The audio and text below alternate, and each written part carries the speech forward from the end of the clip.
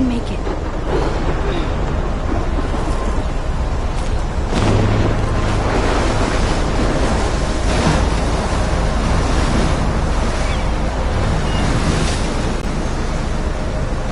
Holy shit.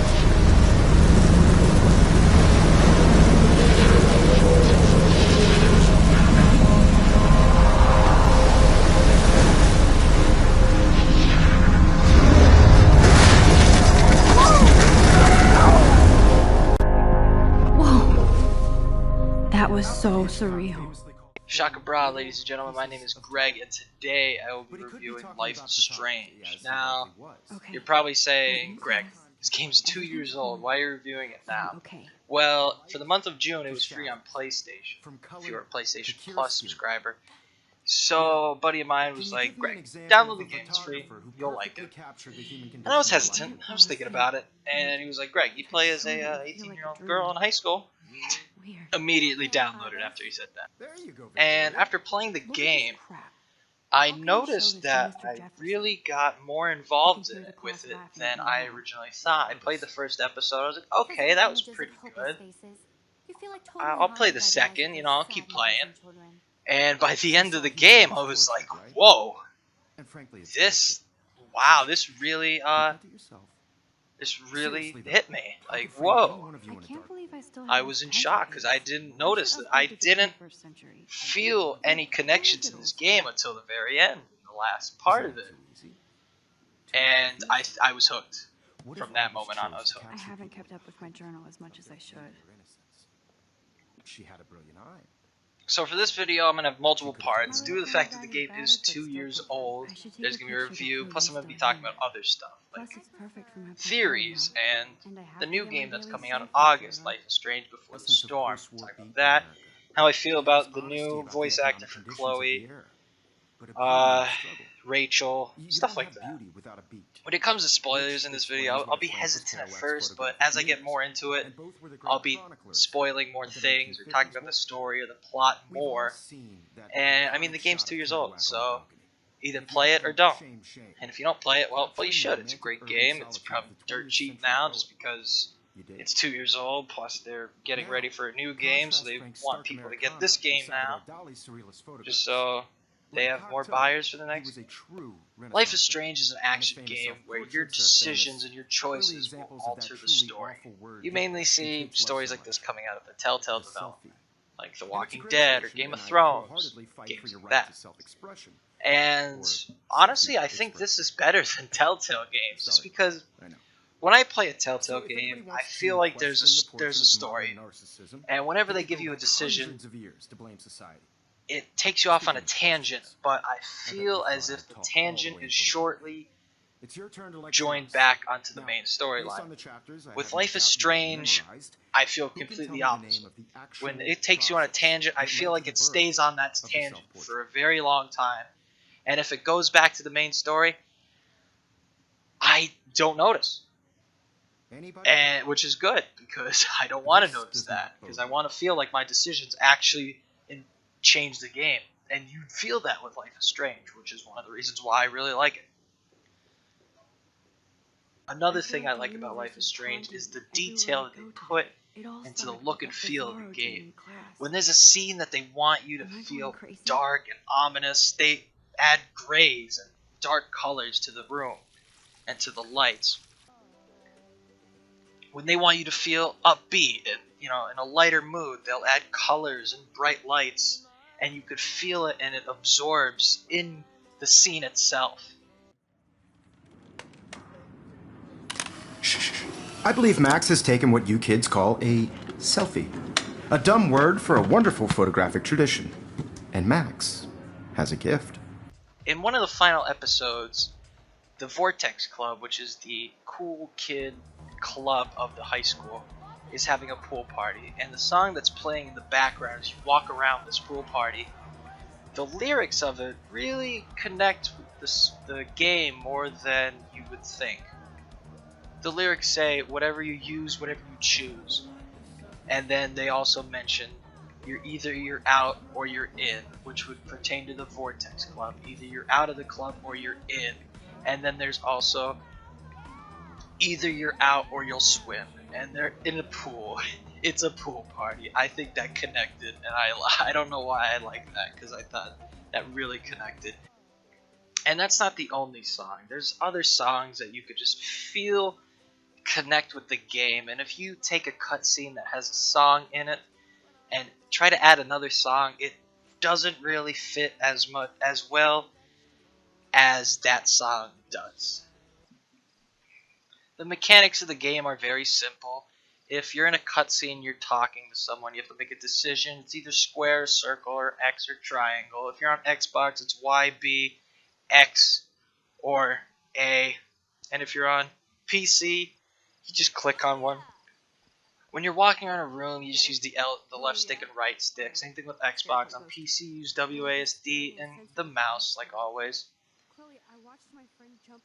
If you walk up to a desk, you click at it, it'll give you the options to either look, use, search, stuff like that. The only mechanic that's difficult, but not even really difficult, is when you're using a photo to travel back in time, which is another ability she has. It gives you a display screen and it says use the L stick and right stick, and you have to find the sweet spots in the photo to travel back in time.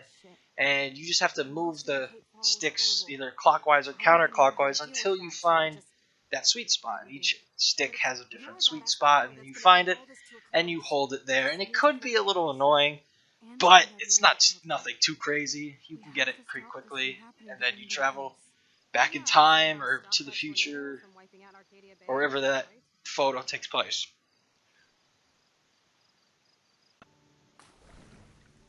Like I said earlier, when I first played this game and I finished the first episode, I didn't think anything really of it. I was like, okay, that was fun. I'll do it. I'll play the second episode. Why not?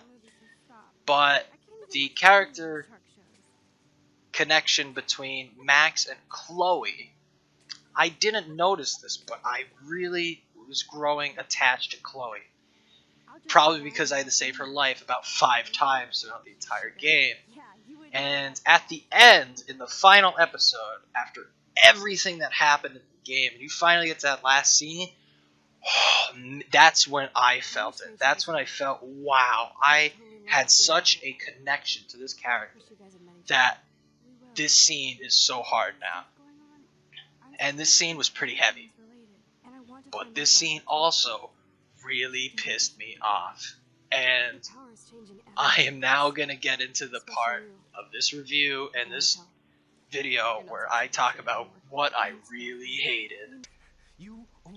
This part's going to get spoilery, so if you want to bow out now, go for it. Like my video, subscribe, do that stuff. Because this is about to get heated. So, I went through this entire game saving Chloe's life from a train, from a wheelchair, different universe, from getting shot by Nathan, all this stuff. You save her so much, and then at the end it's like, hey, her or the town? What? Who puts one person up against an entire town? That is bullshit. Bullshit, sir. That town probably has 3,000 people in it. That's 3,000 people or one person. You have to go with the town. It would be just disgusting not to. That's 3,000 people, rough estimate. Don't know exactly how many. It's a fictional town. They don't really mention it. But think about it. All those people or one girl. Bullshit. That pissed me off. Another thing that really kind of upset me was time purgatory, or at least that's what I'm calling it. The part of the game in the last episode where you just kind of go through this limbo of time, where like you're just where you keep walking into the hallway in her dorm room, going through a door, and you're back in the hallway, or when you're avoiding Nathan, or when you're avoiding going ape with Warren, hiding behind lockers, or the security guard walking around with his flashlight. That was annoying. That got pretty annoying for me, I'm not gonna lie. I didn't really like that. And then another thing that pissed me off was Kate. Kate Marsh, that's her name. I remember now. Kate Marsh. I worked so hard to save that girl's life. I was sitting there, I was pondering my decisions, working, and then finally she's like, You're such a good person, Max. Even if you're full of crap. But I'll come with you. You're my friend. I'm like, yes, I did it. I saved her. Ha ha, yes. And then all of a sudden she's like, no one likes me. And I'm like, what? She just said she'd come down. Now she's like ready to go again. And then she's like, no one likes me. And then, you know, it gives you the option, like your mother, your father, your sisters, or your friends. I was like, let's go with mother. Why not? She's still coming down, right? She's like, no, I hate you. And then she jumps. She jumps. And, like, it wasn't even like she just walked. She was like, nah, fam. Nah, fam. And then she jumps. Bullshit. She's an asshole. Fuck Kate Marsh. She is an asshole. No one likes her. No one likes her. I tried so hard to save her ass, and she's like, nah, dead. Bullshit. Alright, so final review for this game before I get on to theories and before the storm. 8 out of 10. Fuck this game. Fuck this game. 8 out of 10. I say 8 out of 10 because Chloe versus the town is complete bullshit, and Time Purgatory is very annoying. Everything else is perfect about this game. Play this game. It's fantastic. It makes Telltale games garbage. Play this game, but 8 out of 10. Fuck this game. Alright, so now that I'm all riled up about Kate Marsh and how she's horrible, let's talk about some theories I have about the game. So, of course, as I said, at the end it puts you up against, or it puts Chloe up against the town. It's time. Bullshit, by the way. And after that scene, I was sitting there thinking, why up against the town? She's not, like, if you think logically, she's not worth a town. And if they put Chloe up against Warren, or like Victoria, or like both of them, or just like choose, or like put up, like if it was Kate, Chloe, or Kate, Warren, Victoria, and like Chloe's mom, I still choose Chloe. Like, bye everyone, like go away. But a town though, like a town, you gotta be kidding me. They had to know. They had to know. They had to make that decision. Like, hey, let's put her up against a town. They have to have some reason to do it as well. Cause no way were they thinking, yeah, let's just put her up against a town.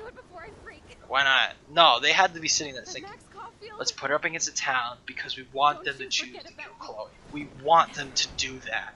So we have to make it so they choose, so it's something ridiculous up against her.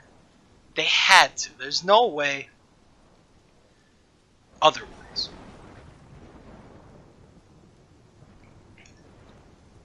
So my theory is, why did they do that? If I'm right and they put her up against a town, so you pretty much chose her to die. You had to. Why did they do it? Why? And I'm thinking in Life is Strange 2, not Before the Storm, but like the second one, hopefully you play as Max, because if you don't play as Max, I'm going to be thoroughly upset because I'm pretty hooked on Max and Chloe. Good old Pricefield there. So if they don't have that, and people are saying, oh, when you buy Life is Strange Before the Storm, it says there's a bonus episode where you play as young Max for the last time. And people are losing their minds. Like, oh, we're never going to play as Max again. I'm sitting there thinking, they say young Max. They don't say Max. They say young Max. So when I think of young Max, I think of when you get flashbacks from the photo to when you're trying to save Chloe's dad. Obviously, I'm not counting on you. That makes sense. That would be young Max. Not when I think of 18-year-old Max. That's Max. Young Max would be the younger Max when you're trying to save your dad. So you are going to play as that Max in that episode, but that'll be the last time you play as that Max, the young Max, which is fine. Hopefully it'll be an episode where you color those characters, or you make those characters that are in that one drawer in Chloe's room, or you're decorating that phone. It's going to be something like that, I guarantee it. But Life is Strange 2, we're probably going to be playing as Max again, and it's going to be fantastic. Because, which brings me to my other case. What are they going to do with Chloe in Life is Strange 2? Now, Life is Strange 2, who knows when the fuck it's going to come out, but obviously Chloe's going to be in it. If Max is the main character, Chloe's going to be in it too. Which means if you killed Chloe, they have to bring her back. Because they can't make 2 games. The first episode, if you chose Chloe to live and the town to die, Chloe's going to be in the game. And if you chose Chloe to die, they can't make another entire episode where Chloe's not in it. Or they can't make an entire game where Chloe's not in it, and an entire game where Chloe's in it. They can't do that. So they're going to have to bring her back, which is my next theory. In the game, there are these things on the walls everywhere that I guess is Max and Chloe's inside joke, or Chloe and Rachel's inside joke. The whole to another universe. And they're in the bathroom, they're in Chloe's room, they're everywhere. Are they going to put that in Life is Strange 2? Or maybe Life is Strange Before the Storm? Is there going to be an actual hole to another universe? I feel like it's going to be some power that Max is going to have to build onto her whole time thing. What's probably going to happen is she'll be sitting in a room sulking over Chloe's death, and she's going to fling something. Like, pick up something, like fling it, and maybe that'll activate some sort of portal. Like, just a swing of her hand, boom, portal. Or a hole to another universe, sorry. And it'll just be like the room, but like 4 hours earlier, or something like that, you know? And then after realizing that she can open holes to another universe with like a swipe of her hand, she'll go to the lighthouse in Arcadia Bay, which would be saved if she chose Chloe to die. And she'll go up to that lighthouse. She will open the portal to go back in time to when Max just went to the bathroom to let Nathan shoot Chloe. And right at that moment, as she leaves, Chloe will be crying. Max will come out of the hole from another universe, say, "Chloe, come with me." And she'll come with her, and then boom, Chloe's alive in the time period. Everything will sync up. Boom. No, get out of here, please. That's my theory. Hopefully it's true, because otherwise I'll be sad. Or if they bring Chloe back some other way, that's fine too. But yeah, that's my theory about that. Let me know what you guys think about it in the comments, because that's a big one. And there's a lot going on for that one. Finally, I'm going to talk about Before the Storm. I'm pretty hyped for it, actually, just because, you know, I'm playing as Chloe. I know there's a new voice actress for Chloe, just due to some strikes or something. And I saw the gameplay trailer for it, and she doesn't sound too off. So I'm not really too worried about that. I'm just kind of concerned what they're going to do with Rachel and how they're going to approach her death, because that's tough ground to work with. And I feel like they can pull it off, but they just need to pull it off right. And it doesn't have to be too off target, but I mean, if they butcher it, it's going to be a bad game. It's not going to go well. But also their connection. I am strongly for Pricefield. And Price Amber doesn't sound good, or Amber Price. That doesn't sound good. And I don't know how they're going to make me grow that connection with Rachel. I mean, good luck, because like, I'm full speed Pricefield. And I know a lot of people are, so when they try to make that connection between Chloe and Rachel, that's going to be tough. I'm interested to see how that goes, and I'm interested to see if I actually grow fond of Rachel, and if me playing the original game and then playing the scene where we find Rachel's body, will Before the Storm affect my emotional response to that scene from the original Life is Strange? How's that gonna work? Cause that's the big thing. So they have to play their cards right. They really do. And if they don't, well, it's gonna be rough. But hopefully it'll end up being a great game. Alright, thank you guys for watching. This is my first video game review, so go easy on me. I know this game's 2 years old, but I really want to talk about it because there's so much stuff that you can talk about in this universe for Life is Strange. Before the Storm's coming on August, I will be streaming that on Twitch when it comes out the day of. So if you want to watch that, follow me on Twitch. Subscribe to me on YouTube. Like this video if you want, that'll be great. People usually don't like my videos, so if you like it, I'll feel better about myself, and then I'll be happy. Because I'm not happy. Also, I'll probably be doing another playthrough of Life is Strange because I really want that Pricefield kiss at the end. I really want it. It's going to happen. So I'm probably going to play it again. So I'll probably be streaming that on Twitch too. So follow me on Twitch. And thanks for watching. I'll see you next time. Shaka bra.